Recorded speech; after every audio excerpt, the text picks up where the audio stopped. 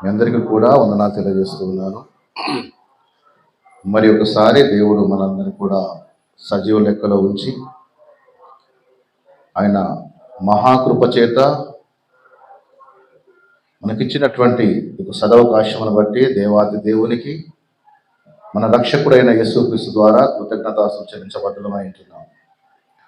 ప్రియమైనటువంటి దేవుని బిడ్డలారా, గత కొద్ది దినములుగా భయంకరమైనటువంటి వాతావరణ పరిస్థితులు మనం చూస్తూ ఉన్నాం. ప్రకృతి కన్నెర్ర చేస్తే ఇలాంటి ప్రళయాలు వస్తూ ఉంటాయని మనం వింటూ ఉంటుంటాం. అసలు ప్రకృతి ఎందుకు కన్నెర్ర చేయాలి, ఇలాంటి ప్రళయాలు ఎందుకు సంభవించాలి అనేది మనం ఆలోచించాలి. సృష్టి ప్రారంభ దినాలలో మనం బైబిల్ కనుక అర్థం చేసుకోగలిగితే, దేవుడు 6 దినములు కష్టపడి ఈ సృష్టినంతా సృజించి 6వ దినమున మానవుని నిర్మించాడు. నిర్మించిన తర్వాత దేవుడు అతనితో చెప్పిన మాట ఏంటంటే, మీరు ఫలించి అభివృద్ధి పొంది భూమిని నింపండి, ఈ తోటలో ఉన్నటువంటి వృక్ష ఫలాలన్నింటినీ మీరు అనుభవించండి. ఇలా అనేకమైనటువంటి ఆశీర్వాదాలను దేవుడు మానవునికి అనుగ్రహించాడు. దేవుని ద్వారా ఆశీర్వాదాలు అనుభవించాల్సినటువంటి మానవులు, మొదటి మానవుడైనటువంటి ఆదాములో నుండి తీయబడినటువంటి స్త్రీగా ఉన్నటువంటి హవ్వ, వారు చేసినటువంటి పాపమును బట్టి వారి సంతానములో నుండి వచ్చినటువంటి అనేక మంది పిల్లలు దేవుడు ఏ ఉద్దేశముతో అయితే మానవుని నిర్మించాడో ఆ ఉద్దేశానికి వ్యతిరేకమైనటువంటి కార్యక్రమాలు చేశారు. ఆది కాండము 6వ అధ్యాయంలో మనం గమనించగలిగితే, భూమి మీద నరుల యొక్క హృదయములోని ఆలోచన అంతా ఎల్లప్పుడూ కేవలము చెడ్డది. అయితే తను భూమి మీద మనుషులను సృజించినందుకు యెహోవా తన హృదయములో సంతాపము నొందాడు. దేవునికి మనుషుల మీద కోపం వచ్చేంత హేయమైనటువంటి కార్యాలు చేశారట. ఒకసారి ఆలోచించండి, మానవుని ఆయుష్కాలము సృష్టి ప్రారంభ దినములో అనగా జల ప్రళయము కంటే ముందటి దినములో 1000 సంవత్సరముల ఆయుష్ను దేవుడు వారు అనుగ్రహించాడు. మన ఆయుష్కాలం ఒకవేళ 100 సంవత్సరాలు అనుకుంటే వారి ఆయుష్కాలం ఎంత? 1000 సంవత్సరములు. ఈ 1000 సంవత్సరముల ఆయుష్కాలములో దేవునిని ఎంతగా ఆయాసపరిచారో, దేవునిని ఎంతగా దుఃఖపరిచారో మనం ఆలోచన చేయాలి. మానవుని మీద దేవునికి కోపం ఎందుకు వచ్చింది? అంతగా ఆయన హృదయమును కలవరపరిచినటువంటి ఆ యొక్క ఇబ్బందులు ఏంటి?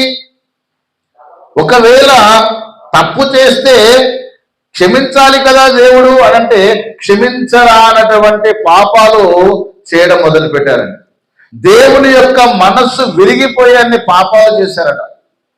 వారి హృదయం యొక్క ఆలోచన అంతా చెడ్డదే.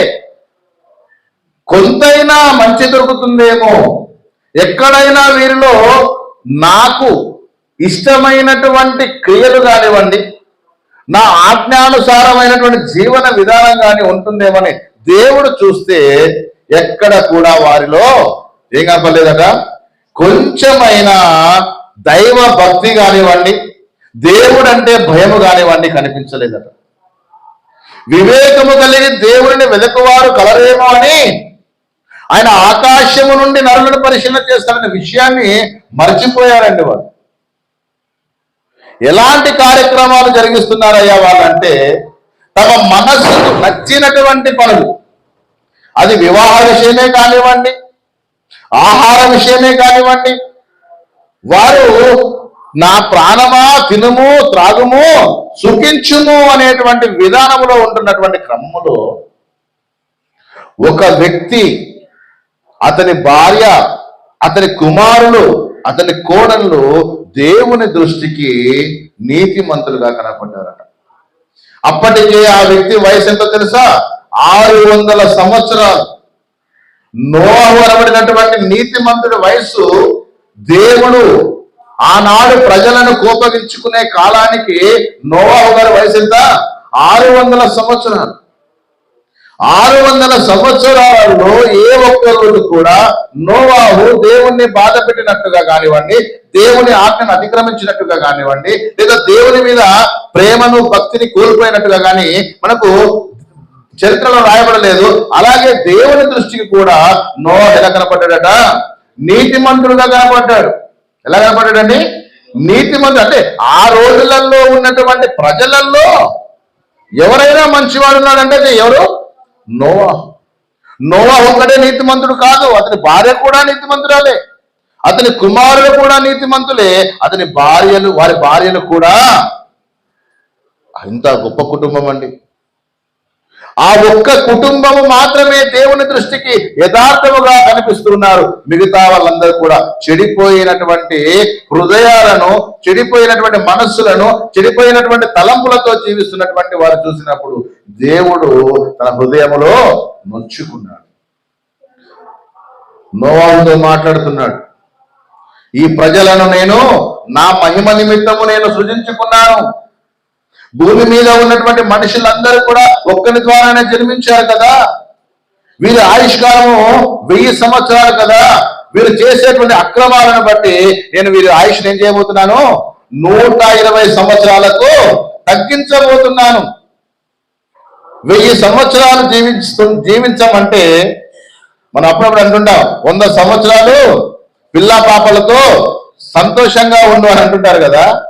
100 ఏళ్లకే 100 రకాల ఆలోచనలు. అంటే మనకు చేసే పని కంటే ఆలోచించేవే ఎక్కువ ఉంటాయి. అలాంటి ఆలోచనలు దురాలోచనలైతే దేవునికి ఇష్టమా? దేవునిని ఆయాస పెట్టేటువంటి ఆలోచనలు చేస్తున్నటువంటి ప్రజలను బట్టి, వారి క్రియలను బట్టి దేవుడు వారిని శిక్షించాలనుకున్నాడు. మీకు ఇక్కడ విషయం అర్థం అవుతుందో లేదో? దేవుడు నిత్యము కోపించేవాడా? నిత్యం కోపిస్తాడా? ఆయన కోపం ఎంతసేపు ఉంటుందట? నిమిషం మాత్రం ఉంటది. ఆయన దయ ఆయుష్కాలం అంతా ఉంటది. అలాంటి దేవుడికే కోపాన్ని తెప్పించి ప్రాణాల మీదకి తెచ్చుకున్నారంటే ఆయనను ఎంత ఆయాసపరిచారో ఒకసారి ఆలోచించారు. అప్పుడు నోవాహుతో దేవుడు అన్నాడు, ఈ ప్రజలను నేను సృష్టించినందుకు నేను చాలా బాధపడుతున్నానయ్యా. నేను చేసిన సృష్టిది. నేను వీరందరినీ కూడా నాశనం చేయాలనుకుంటున్నాను. నువ్వు సిద్ధంగా ఉండు. కొద్ది దినములలో నేను భూమి మీదకి ప్రచండమైనటువంటి వర్షమును రప్పించబోతున్నాను. నోవాహు దేవుణ్ణి అడుగుంటాడు, అయ్యా మరి ఇప్పటి వరకు మాకు వర్షం అంటే ఏంటో తెలియదు.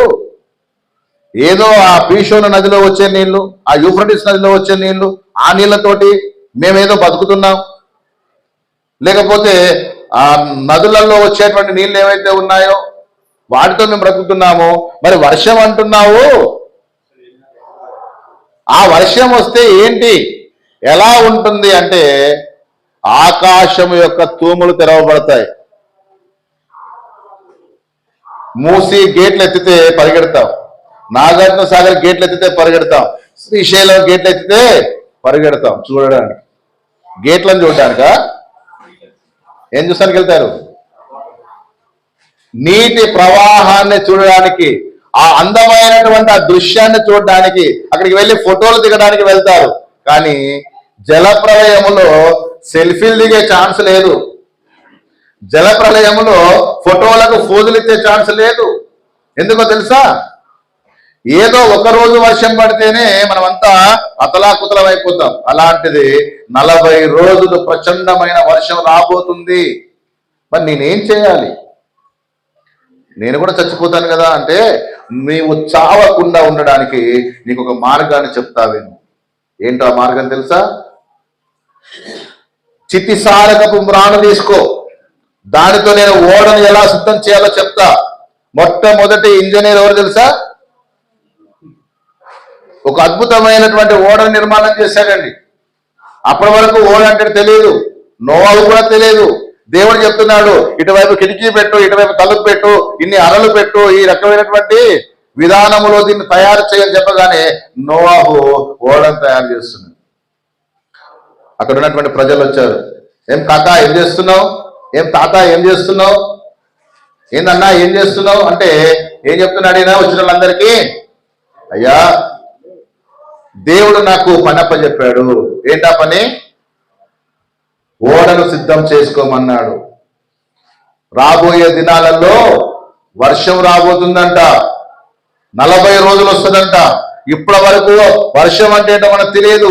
అంత పెద్ద ప్రచండ వర్షం వస్తే నన్ను ఓడలో దాచుకోమంటాడేమో, మిమ్మల్ని కూడా రమ్మంటున్నాడయ్యా రండి అంటే మాకు తెలుసులేవయ్యా. ఏమంటారు? మాకు తెలుసులే బ్రదర్, వర్షం వస్తే ఎక్కడుండాలో మాకు తెలుసు, ప్రళయం వస్తే ఎలా తప్పించుకోవాలో మాకు తెలుసు అని ఆనాటి ప్రజలు నోవాహును ఏం చేశారట? తిరస్కరించారు. ఈరోజు అనేక ప్రాంతాలలో మనకు ఊహ తెలిసిన దగ్గర నుంచే ఎన్నో జల ప్రళయాలు మనం చూస్తున్నాం. మొన్నటికి మొన్న కేరళలో పెద్ద ప్రళయం వచ్చింది. ఒక 300 కుటుంబాల ఎంతో ఆ ప్రళయంలో కొట్టుకొని పోయాయి. హైదరాబాదులో, అలాగే విజయవాడలో, ఒరిస్సాలో, బాంబేలో, ఇలా ఎన్నో ప్రాంతాలలో విపరీతమైనటువంటి జల ప్రళయాలు వస్తూ ఉన్నాయి. కానీ ఒకటి గుర్తుపెట్టుకోండి, మనము చూస్తున్న జల ప్రళయాలు దేవుని ఉగ్రతను బట్టి రావట్లేదు. ఫస్ట్ గుర్తుపెట్టుకోండి, దేవుని ఉగ్రతతో గనక జల ప్రళయాలు వస్తే ఇలా ఉండవు. ఈ అవగాహన లేనటువంటి వ్యక్తులు ఏం చెప్తారంటే ఆ దేశములో, ఆ ప్రాంతములో, ఆ సందర్భములో, అక్కడ ఉన్నటువంటి పరిస్థితులలో ప్రజల పాపాలు ఎక్కువయ్యాయి కాబట్టి దేవుని ఉగ్రత వారి మీదకి వచ్చింది అంటారు. అది తప్పండి. ఆయన నిత్యము కోపించేవాడు కాడు, చీటికి మాటికి నేను బెదిరించేటువంటి వాడు కాదు. ఆయన చాలా శాంత స్వరూపం గలవాడు, శాంత స్వభావం కలిగినటువంటి వాడు. దేవుడు మనల్ని ప్రేమిస్తున్నాడు. మనం చనిపోవాలని ఆయనకి ఇష్టం లేదు. ఎవ్వరూ నశించవలనని ఇష్టయింపక అందరూ మారు మనసు పొందాలని మన ఎడల దీర్ఘశాంతం కలిగి ఉన్నాడు ఆయన. మరి ఎందుకు వస్తున్నాయి ఈ ప్రకృతి విపత్తులు అంటే దానికి కారణము నువ్వే, దానికి కారణము మానవుడే. సృష్టి ప్రారంభ దినాలలో దేవుడు తన నోటి మాట ద్వారా ఈ ప్రకృతిని అంతా సిద్ధం చేశాడండి. పంచభూతాలను కలగజేసిన వాడు ఎవరండి? దేవుడే. సమస్తమును ఆయన మూలముగా కలిగెను, కలిగి ఉన్నదేది ఆయన లేకుండా కలగలేదు. వాటి వాటి స్థానములు అవి చక్కగా నిర్మించబడ్డాయి, వాటి వాటి పనిని చక్కగా నిర్వర్తిస్తూ ఉన్నాయి. ఆకాశం అందున్నమైనా సరే, భూమి అందున్నమైనా సరే, భూమి కింద నీళ్ళ అందున్నమైనా సరే, దేని పని దానిని దేవుడు వాడికి చక్కగా నియమించేశాడు. భూమి నువ్వేం చేయాలా? తిరుగుతూ ఉండాలి. ఎంత వేగంగా తిరగాలో ఆ లిమిట్ కూడా దేవుడే పెట్టాడు. సూర్యుడా నువ్వు ఉదయించాలి, సాయంకాలమున అస్తమించాలి. చంద్రుడా నువ్వు సాయంకాలమున ఉదయించాలి, తెల్లవారేసరికి అస్తమించాలి. ఇలా ప్రతి దానికి దేవుడు దాని నియమ ప్రకారంగా నియమించాడు. మానవునికి కూడా చెప్పాడు. ఏంటో తెలుసా? ఈ తోటలో ఉన్న వృక్ష ఫలాలన్నీ నువ్వు తినవచ్చు, తోట మధ్యలో ఉన్న చెట్టు ఫలం జోలికి నువ్వు ఏదైతే చేయొద్దంటారో మానవుడు అదే చేస్తాడు. మీకు ఇక్కడ ఒక విషయం చెప్తా.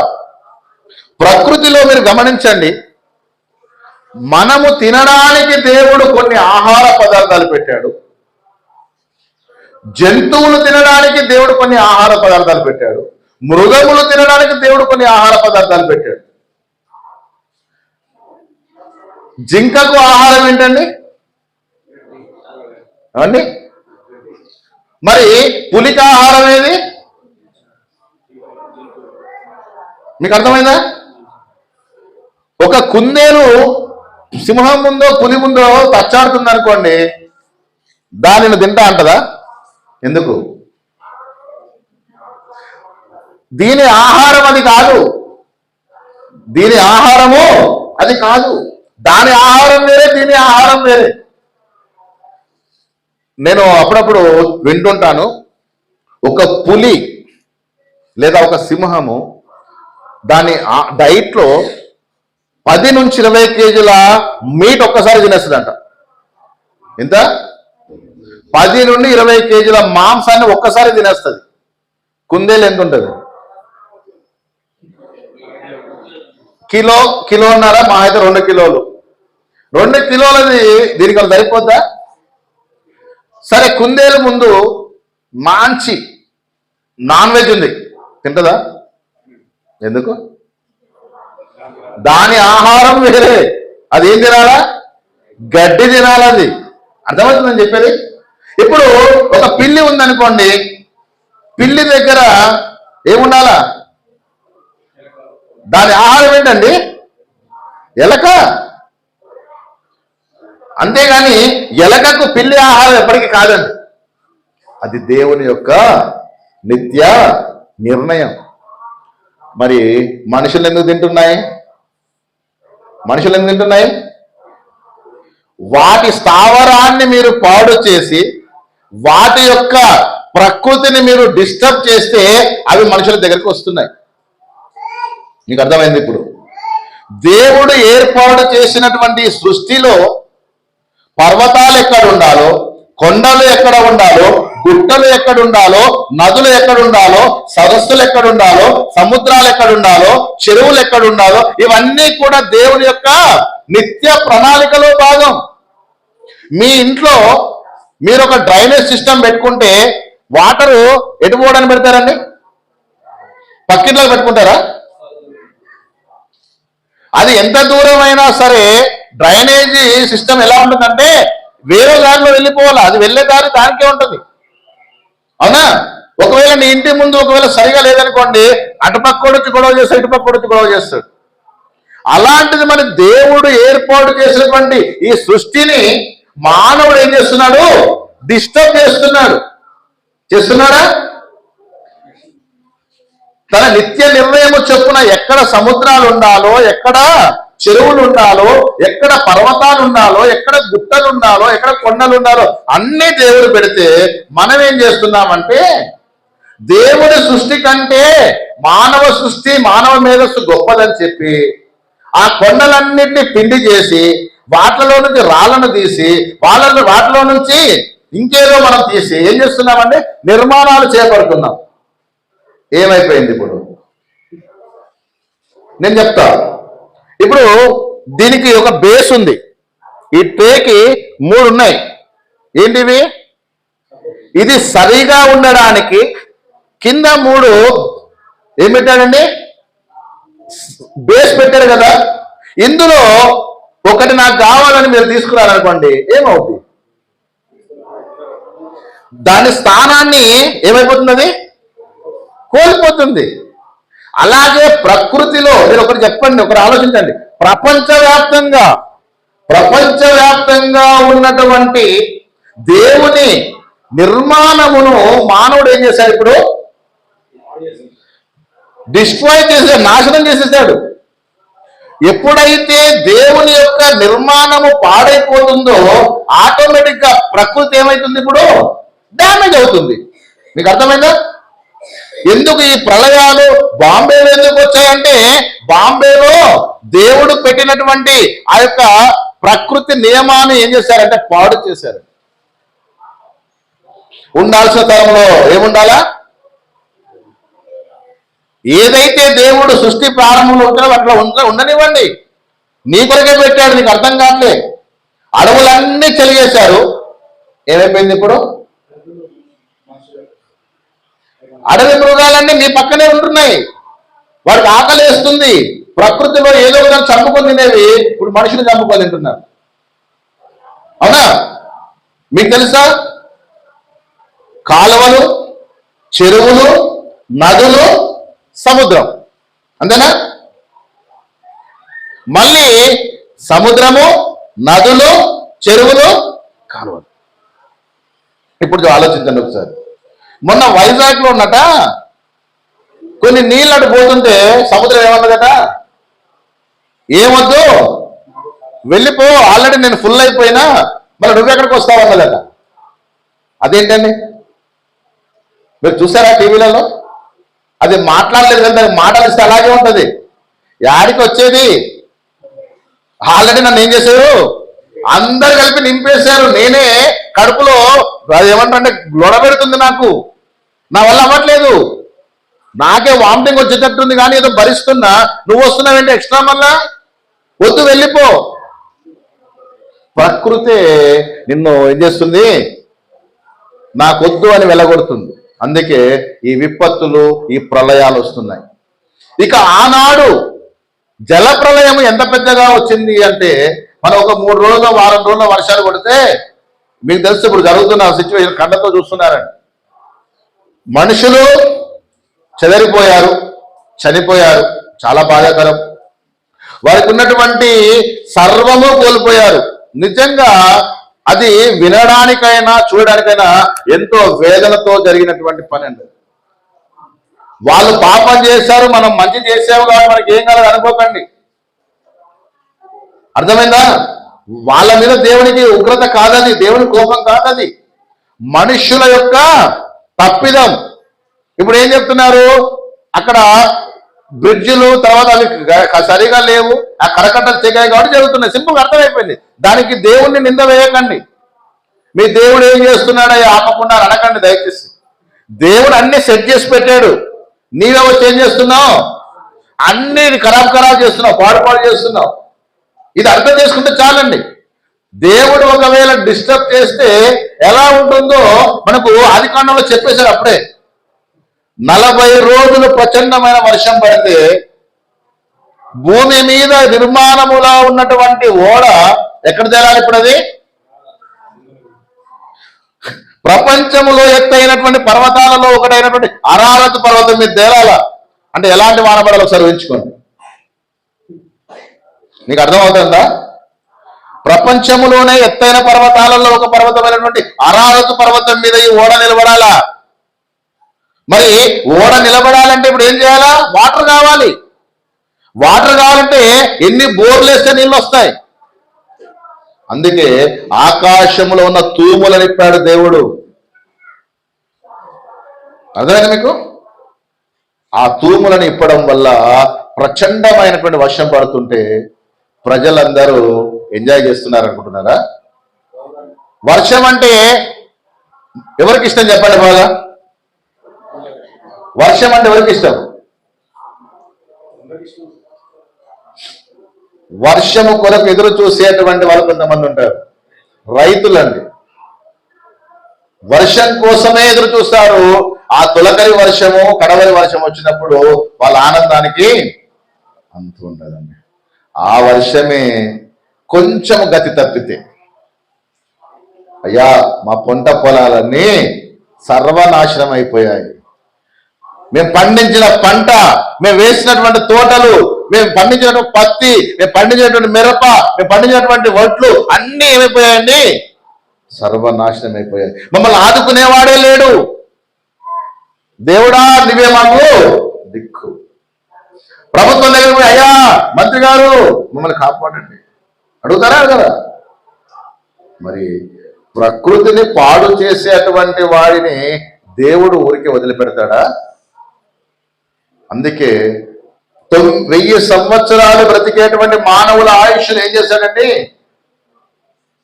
120 సంవత్సరాలకు దేవుడు కుదించాడు.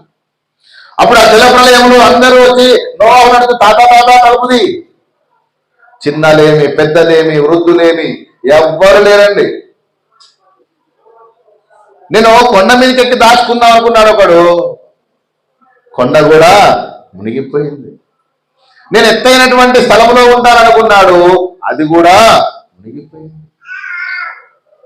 అరారతు పర్వతము మీద 15 అడుగుల నీళ్ళండి, 15 మూరల ఎత్తు నీళ్లు. నన్ను చాలా మంది విద్యార్థులు అడిగేవారు, సార్ 15 మూరల వర్షం ఏంది సార్, 15 మూరల వర్షం వస్తేనే ప్రపంచం అంతా మునిగిపోతుందా సార్ అని. అది 15 మూరలు దేనికి తెలుసా? ఎత్తైనటువంటి కొండల పైన, అంటే ఇక ఇంతకు మించినటువంటి ఎత్తు లేదు అన్న దానిపైన 15 మూరలు. ఇప్పుడు ఆలోచించండి అయ్యా, ఒకవేళ వర్షం పడి మనం ఆరాధిస్తున్నటువంటి ఈ ఆరాధన స్థలం మునిగిపోతే ఎన్ని ఫీట్ల లోతు వచ్చిందంటారు చెప్పండి మీరు? వాన ఒక 20 ఫీట్లు అండి, ఎందుకంటే కింది నుంచి చూసుకుంటే ఒక 5 ఫీట్లు, పైన ఒక 14-15 ఫీట్లు ఉంది, అవునా? మొత్తానికి ఒక 20 ఫీట్ల వరకు అయితే వర్షము వచ్చింది అంటారా కదా. మన ఖమ్మంలో జరిగినటువంటి జల ప్రళయంలో చాలా ఇండ్లు పోయాయి, అలాగే చాలా చర్చిలు కూడా పోయాయి. ఒక చర్చ్ నేలమట్టం అయిపోయింది, బాగా వీడియోలో చూపిస్తున్నారు యూట్యూబ్ లో. అంటే నీళ్ళు ఎంతగా వచ్చాయి? ఆ ప్రేయర్ హాల్ మునిగిపోయే అన్ని నీళ్ళు వచ్చేసాయి.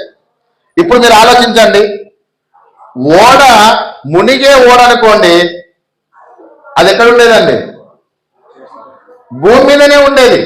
కానీ ఇది ఏ ఓడ? ఇది నీటిపై తేలి ఆడే ఓడ. నీరు ఎంత వస్తే ఓడ అంత పైకి ఎదుగుతుంది. ఎక్కడ ఆగిందో తెలుసా? లాస్ట్కి అరారతు పర్వతం మీద ఆగి. అందరూ వస్తున్నారు నోవా దగ్గరికి, వర్షం వస్తుంటే తాత తాత తలుపుది, దండం పెడతారు, నానా తలుపుది, బాబాయ్ తలుపుది, మామా తలుపుది. నో, నీకు తలుపు తీస్తే నేను మునిగిపోతా, నీ కొరకు నేను ఆలోచన చేస్తే నేను పాడైపోతా. దేవుడు నీకు ముందుగానే చెప్పాడు అందులోకి రా అని, కానీ నువ్వేం చేశావు? రాలే, నా మాట వినలేదు. ప్రకృతికి విరుద్ధమైనటువంటి కార్యక్రమాలు చేసుకుంటూ, నాకు ఒక బాధాకరమైన విషయం ఏంటంటే, మనకు 100 ఏళ్ళు ఉంటేనే ఇన్ని కథలు పడుతున్నాం మనం. ఆ రోజు 1000 ఏళ్ళు ఉన్న వాళ్ళు ఎన్ని చేసి ఉంటారు ఆలోచించండి ఒకసారి. ఎన్ని దేవునికి అయిష్టమైనటువంటి కార్యక్రమాలు చేశారు ఒకసారి ఆలోచించండి. ఇక ఎలా క్షమిస్తారు చెప్పండి దేవుడు వారిని? మొత్తానికి నోవాహు, అతని కుటుంబము, అతని పిల్లలు అనగా కుమారులు, కోడళ్ళు, మొత్తానికి 8 మంది మాత్రమే రక్షించబడ్డారు. దానికి సాదృశ్యమైన బాప్తిస్మము ఇప్పుడు మిమ్మల్ని రక్షిస్తుంది అంటాడు. ఏమండి? నోవాహు ఓడలో ఉన్నటువంటి వారు ఎలాగైతే రక్షించబడ్డారో, దేవుడు స్వరక్తమిచ్చి సంపాదించిన ఆయన సంఘములో ఉన్నటువంటి వారు మాత్రమే రక్షించబడతారు. సంఘము వెలుపల ఉండి, అయ్యా మేము వచ్చాము తలుపు తీయండి, ఎవరు అడిగారండి? బుద్ధి లేని వాళ్ళు అడిగారండి. బుద్ధి లేని కన్యకలు వచ్చి, అయ్యా మేము వచ్చాము. ఎక్కడికి వెళ్ళారమ్మా ఇప్పటిదాకా? నూనెకి వెళ్ళాం. వచ్చేటప్పుడు తెచ్చుకోలేదా? బుద్ధి లేదు మాకు కాబట్టి తెచ్చుకోలేదు. సిద్ధలలో మేము నూనెతో సిద్ధముగా లేమయ్యా, మేము వెళ్ళి కొనుక్కొచ్చి నువ్వు తలుపేసుకున్నావు, తప్పు నీది. మేము ఎదురు తీసినప్పుడు రావాలి, కానీ మేము బయటకు పోయినాక నువ్వు వచ్చేది దొంగలాగా. కాబట్టి తలుపు తీ అంటే ఏమన్నా తెలుసా? మీరెవరో నాకు క్రీస్తులో లేకుండా, క్రీస్తు స్థాపించిన సంఘములో లేకుండా, క్రీస్తు స్వరక్తమిచ్చి సంపాదించిన సంఘములో లేకుండా, ప్రళయంలో అనగా తీర్పులో అయ్యా మేము కూడా వచ్చాం, కానీ మేము కూడా వచ్చాము కానీ లోపలికి రాలేకపోయామయ్యా. నిన్ను పిలిచాము కానీ నువ్వు తలుపు తీయలేదు. ఆయన అంటాడు, అమ్మా మీరెవరో నాకు తెలీదే. నా వాళ్ళైతే, నా గొర్రెలైతే నా స్వరాన్ని వినేవి, నేను పిలవగానే వచ్చి ఓడలో సేద తీరేవి. మీకు అర్థమవుతుందా? 5 నెలల తర్వాత జల ప్రళయము ఆగిపోయినాక 5 నెలల దాకా భూమి మీద ఏమి లేదండి. నీ జీవితంలో కూడా సర్వము కోల్పోయిన తర్వాత మళ్ళా నువ్వు దేవుని దగ్గరికి వచ్చి అప్పుడు రీకవర్ చేసుకుంటా అంటే కుదరదు. ముందుగానే నువ్వు సిద్ధపడి ఉండు. దేవుడు నీకు అవకాశం ఇచ్చాడు. నేను ఒక్క మాట అంటున్నానండి, దయచేసి తప్పుగా అనుకోకండి. ఈరోజు అటు ఆంధ్రాలో, ఇటు తెలంగాణలో, ముఖ్యమైన ప్రాంతాలలో, ఆ లంక ప్రాంతాలలో, ఆ దివిసీమలలో వస్తున్నటువంటి వరదలు నీకొస్తే నీ ఉన్న స్థలములో వస్తే, మీరుంటున్నటువంటి ప్రాంతంలో వస్తే మీరేమైపోతారో ఒకసారి ఆలోచించండి. దేవుడు మనకు తోడుగా ఉన్నాడనేటువంటి విశ్వాసం నీకుందా? దేవుడే నిన్ను రక్షిస్తున్నాడనే నమ్మకం నీకుందా? అంటే దేవుడు మనం రక్షించట్లేదని మీరు అడగొచ్చు. ప్రకృతిని వారు పాడు చేశారు. ఎవరో చేసిన తప్పుకు వారందరూ కూడా బలవుతున్నారు. మీకు తెలుసు తప్పు ఎవరు చేస్తారో. వారు చేసిన తప్పుకు కొన్నిసార్లు మిగతా వారు కూడా శిక్షించబడతారు. ఉదాహరణకి ఒక తండ్రి నేరం చేసి చెరసాలకు వెళ్ళాడు అనుకోండి. నేరం చేసింది ఎవరు? తండ్రి. కానీ ఆ నేరమును ద్వారా శిక్ష అనుభవించేది ఎవరో తెలుసా? కుటుంబం అండి. చాలా బాధ ఉంటుంది, మీకు తెలుసో లేదు. నువ్వు బాగానే వెళ్ళి ఉంటావు, అక్కడ 3 పూటల వాళ్ళు పెట్టింది తింటావు. కానీ ఇక్కడ నీ పిల్లలు ఏమని పిలువబడతారు తెలుసా? వీతని తండ్రి ఒక హంతకుడు, వీడు నరహంతకుని కొడుకు, వీడొక దొంగ కొడుకు, వీడొక వ్యభిచారి కొడుకు, వీడొక మోసగాడి కొడుకు. ఏమండి వాడు ఏం చేశాడా? వాడెవరి దగ్గరికైనా పనికి వెళ్తే ఏమంటారు తెలుసా? ఒరే మీ నాన్న పెద్ద దొంగరా, నేను నీకు పని ఇంతెందుకండి. మీకు ఒక విషయం చెప్తా. పోలీస్ డిపార్ట్మెంట్లో కానీ ఏదైనా ఒక మంచి జాబ్ చేయాలంటే ఫ్యామిలీ హిస్టరీ చూస్తారు తెలుసా మీకు? ఈవెన్ నీకు బయట దేశం వెళ్ళడానికి వీసాకి అప్లై చేసినా ఏం చేస్తారండి? పోలీస్ ఎంక్వైరీ ఉంటుంది. ఎందుకు? నీ క్యారెక్టర్ ఏంది, నీ కుటుంబాల పరిస్థితి ఏంది, నీ ఇంట్లో ఎవడైనా నేరస్తుడు ఉన్నాడా, నీ ఇంట్లో ఎవడైనా ప్రజలకు హానికరమైనటువంటి వాడు లేదా సమాజానికి హానికరమైనటువంటి వాడు, సోషల్ ఎలిమెంట్స్ చేసేటువంటి వాడు ఉన్నాడని అన్ని చూస్తారా చూడరా? మరి వాళ్ళు చేసిన తప్పును ఇంతమంది భరిస్తున్నారు కదా. ఇంట్లో తిండి లేక, ఉండడానికి సరైన స్థలం లేక, ఇంటి అద్దెలు కట్టుకోలేక.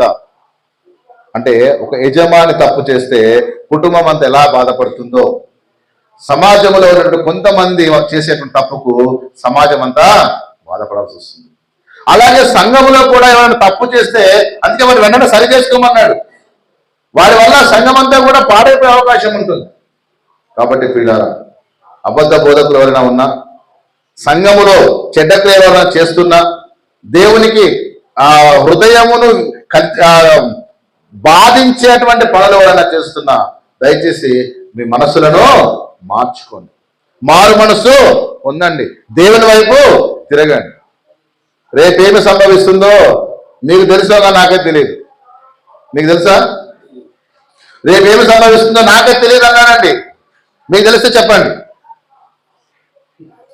దయచేసి సమయం లేదు, ఇదే అనుకూలమైన సమయము, ఇదే రక్షణ. మారు మనసు పొందండి. పాప క్షమాపణకు ప్రతివాడు యేసుక్రీస్తు నామములో బాప్తిస్మం పొందండి. అప్పుడు మీరు పరిశుద్ధాత్మ వరాన్ని పొందుతారు. అప్పుడు మీరు దేవుని కుమారుగా పిలువబడతారు. ఒకవేళ చనిపోయినా సరే నా మట్టుకైతే బ్రతుకునే క్రీస్తే, చావైతే నాకు లాభం అన్నటువంటి పౌలు మాటలు జ్ఞాపకం చేసుకోండి. వెనక్కున్నవి మరచి ముందున్న వారి కొరకు పరిగెత్తండి. మీ కొరకు జీవ కిరీటం ఉందన్న విషయాన్ని మర్చిపోకండి. చాలా దుఃఖముతో, బాధతో, ఎంతో వేదనతో ప్రాణాలను అరచేతిలో పెట్టుకొని బ్రతుకు జీవుడా అంటూ ఆహారము కొరకు, ఆశ్రయము కొరకు, తాగే నీటి కొరకు తహతహలాడుతున్నటువంటి ప్రజల కొరకు మీరందరూ ప్రార్థన చేయాలని నేను ప్రేమపూర్వకంగా మీకు తెలియజేస్తూ ఉన్నాను. చేతనైతే మనం ఒక్కరికైనా సహాయం చేద్దాం. మన దగ్గర లక్షలు లేవు, కోట్లు లేవు. మన వల్ల ఒక్కరు ఒక పూట ఆహారం తిన్నా అది మేలుకరంగా ఉంటుంది. సో మీ వంతుగా మీరు ఏదైనా చేయాలనుకుంటే తప్పకుండా మీకు తెలిసిన వాళ్ళనే కాదండి, ఆపదలో ఉన్నటువంటి వారికి, అవసరంలో ఉన్నటువంటి వారికి మీ వంతు సహాయం కూడా చేయాలని నేను మనస్ఫూర్తిగా మీకు తెలియజేస్తూ ఉన్నాను. అటు ఖమ్మం జిల్లాలో, అలాగే ఇక నేను జిల్లా పేర్లు అయితే లిస్టు చదవలేను, ఎందుకంటే రోజు ఒక జిల్లా ప్రమాదంలో పడుతుంది. రేపు పొద్దున ప్రమాదం ఎక్కువై మన మూసీ ప్రాజెక్ట్ దిగినా మనం చేసేది ఏం లేదండి. ఈ కింద ఉన్నవన్నీ కొట్టుకపోతాయి, మనం కూడా పోతాం. మనం పైన ఉన్నామా? పోతంగా మనం కూడా కట్ట కిందనే ఉన్నామా? సో జాగ్రత్తగా ఉండండి. మన చేతనైన సహాయం చేసే ప్రయత్నం చేద్దాం. ఒక పూట భోజనం పెడదాం ఎవరికైనా. మీ హృదయాలను తెరవండి. దేవుడు మీ అందరిని దీవించును గాక. అందరికీ వందనాలు.